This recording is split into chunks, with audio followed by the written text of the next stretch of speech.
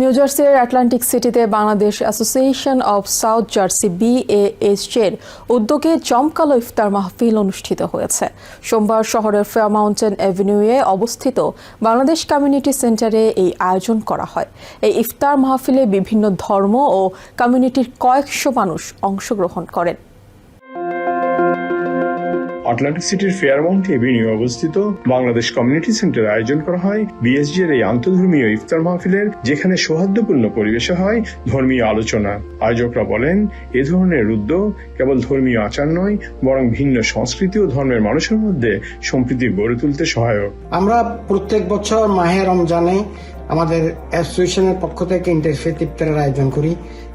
একইভাবে এবছরও আমরা ইন্টারফেথ আজকে আয়োজন করেছি। আশা করি এজাক সম্প্রীতির বন্ধনে সবাই আবদ্ধ হবেন।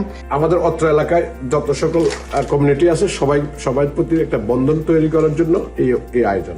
মুসলমানদের সঙ্গে সংহতি প্রকাশ করে অন্যান্য ধর্মাবলম্বীরাও এই ইফতার মাহফিলে অংশ নেন। আমরা চাই যে বিভিন্ন কমিউনিটির মধ্যে আমরা ঐক্য ধরে রাখি এবং সম্পৃক্ত এবং ভালোবাসার বিভিন্ন ধর্মের মধ্যে যাতে ঐক্যবদ্ধ থাকে, সেটি আমরা প্রত্যাশা করছি। ইফতার মাহফিলে সিটির মেয়র, কাউন্টি শেরিফ, পুলিশ প্রধান, সিটির কাউন্সিলর ও মূলধারার রাজনৈতিক নেতারা সহ কমিউনিটির বিশিষ্ট ব্যক্তিবর্গ উপস্থিত ছিলেন।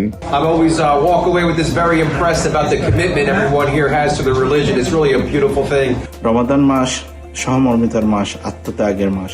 এই মাসে সহমর্মিতা ছড়িয়ে দিতে বাংলাদেশ অ্যাসোসিয়েশন অব সাউথ জার্সির আজকের এই ইন্টারফেথ আয়োজন।